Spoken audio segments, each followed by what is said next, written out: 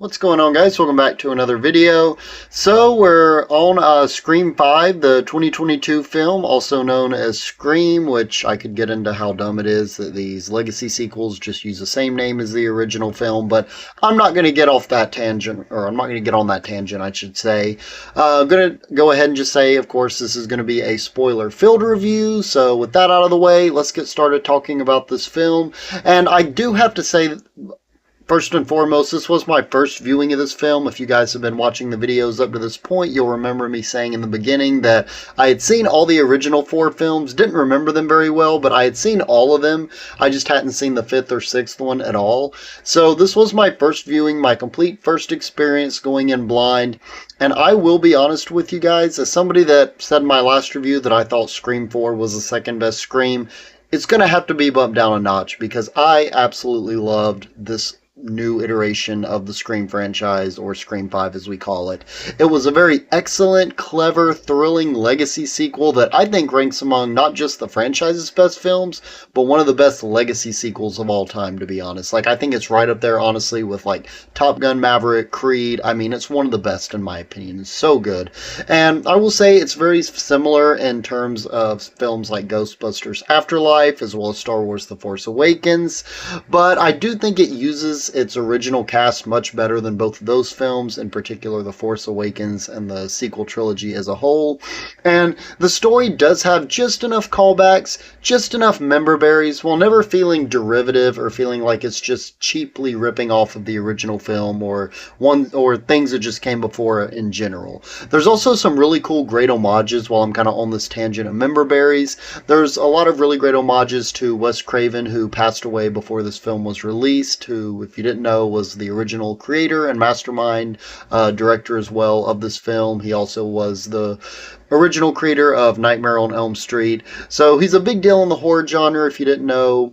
And it was really great. There's obviously at the end a dedication to him. It says for Wes. There's also a character in the film who is also named Wes, which I'm pretty sure is, another homage to Wes Craven. We're not going to talk about the fact that he dies, but it is there. It is a nice homage. I called it instantly, and it's a really nice way to honor the godfather of this franchise, and really, in a lot of ways, I mean, he didn't do Halloween, but I think one of the founding fathers right there with John Carpenter of the slasher genre as a whole. So kind of going off of that, I do think that, this meta commentary, I was worried. I walked into this really worried that the series had exhausted all of the meta commentary aspect. I said we've touched on sequels, we've touched on social media clout, we've touched on copycat killers. Like, what more could we actually say meaningfully about just movies like Scream, the Stab franchise, that's kind of the sub series in these films? Like, what could you really say that hasn't already been said? And they find a really unique way to actually comment on the endless supply of what they call in the film requels, which are like basically these sequels. Then they go into this elaborate detail of basically like the sequels that try to not be direct sequels, but they're not reboots either. So they're almost kind of like a combination of sorts, which is why they use the term requels. I don't know if that's actually a wording. I've heard like rebootquels, like reboot and sequels, but I don't know if I've heard a requel, so maybe this film kind of immortalized that saying now. Don't know, but it's in the film, and so they obviously touch on that, which I thought was really clever, as well as toxic fandoms, which I think definitely, I mean, there's always going to be toxic fandoms. I feel like the past maybe year-ish, I feel like that's kind of starting to wane a little bit, at least with stuff like Marvel and DC, but it's still there to a certain degree, and it's never going to fully go away as long as the internet's at play.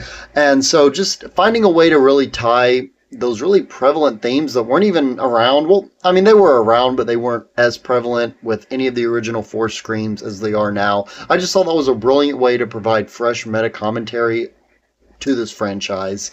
And kind of going off of that as well, this is by far the most brutal entry to date. I mean, there are some kills. It's not like Terrifier level kills, mind you, but there are definitely 1 or 2 moments where I was like, kind of had to just look away, got a little squeamish, and I'm usually pretty tough when it comes to these movies, but yeah, there's like at least 1 or 2 moments where I was like, wow, they actually did that. That's pretty brutal. And it's definitely one of the series, and I said this about Scream 4 as well, but again, I think Scream 5 does top it in this area.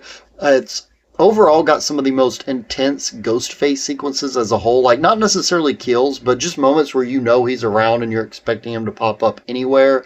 And there's like the scene with Wes, the one of the guys in the movie, when he almost dies there, when he's about to die, and you think you know he's in the house, you know he's somewhere, and there's like at least 3 or 4 scenes that really lead you along to thinking he's right there, and he's not, and then he pops out, and it really takes you by surprise. And it's one of those movies that really kind of just plays along with your emotions and just, you know, making the hair on your back stand up. Just really great overall, and it's something the series has always been good at, but I think Scream 5 has done it better than probably any other movie except maybe the original.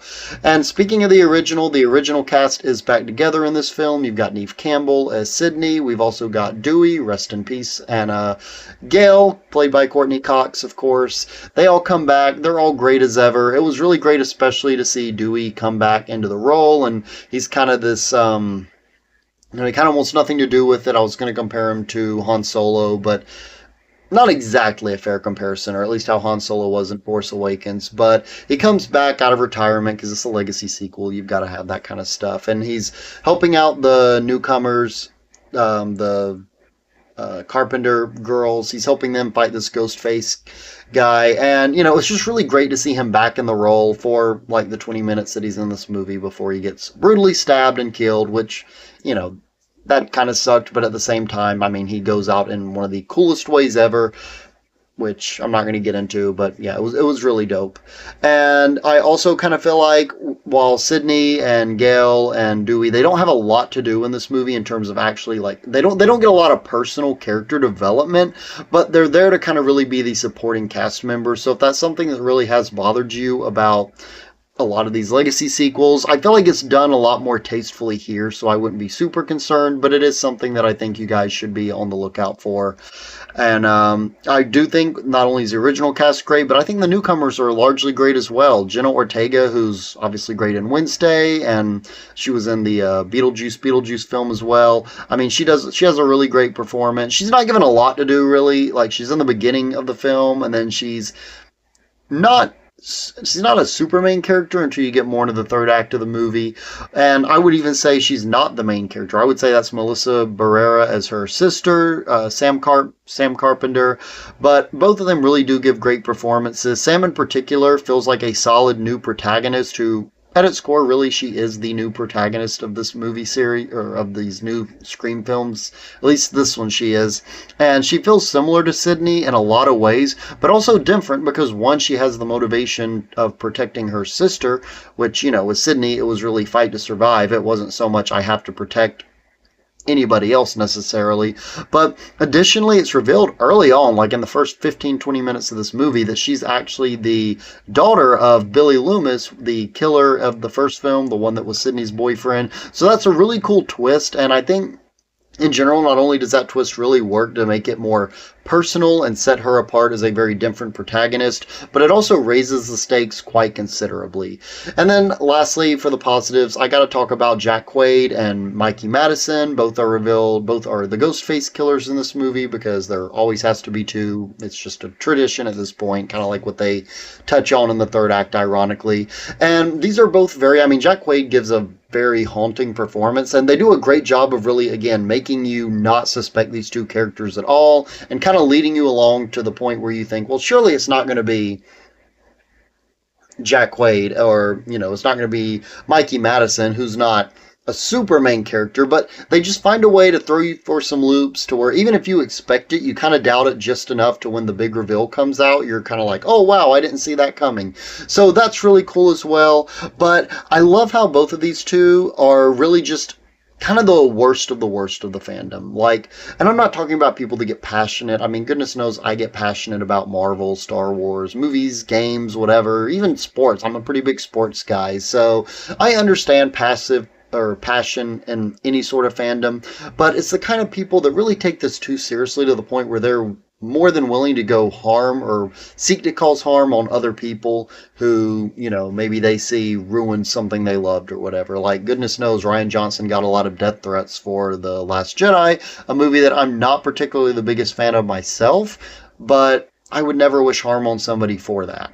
And, you know, just kind of playing into that trope and playing into the toxic fandom and making basically the Ghostface Killers be the worst of the worst of fandom was just really interesting and a great way to kind of, again, tie that meta commentary in a very meaningful and satisfying way.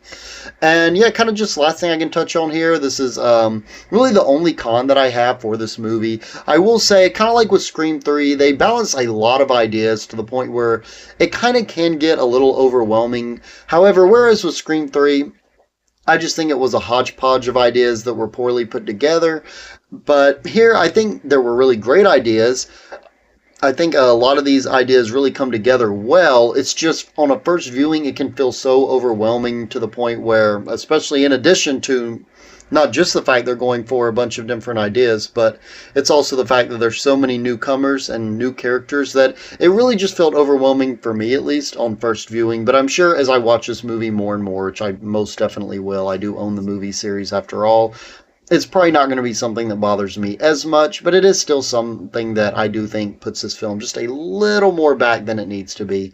But overall, this is a fantastic movie. I think it is definitely the second best Scream film. We'll see if Scream 6 can top it. I don't think any movie will ever top the original, but this one came really freaking close, and I'm super excited. I know the sixth movie takes place in New York from the trailers I've seen, so I'm very excited to see where they're going to go with that one. So overall, I'm going to give this a 8.5 out of 10. I think it's absolutely fantastic, but I also want to hear you guys' opinions in the comments down below. Let me know what you all think of the new Scream. I could see there being a subsection of fans that, you know, like many, that tend to shy away from legacy sequels. I'm sure there'll be people that don't like it, but let's not be toxic and let's have some fun and debate in the comments down below what we all think. And as always, please be sure to like, comment, subscribe, and share this video, and I will catch you all later.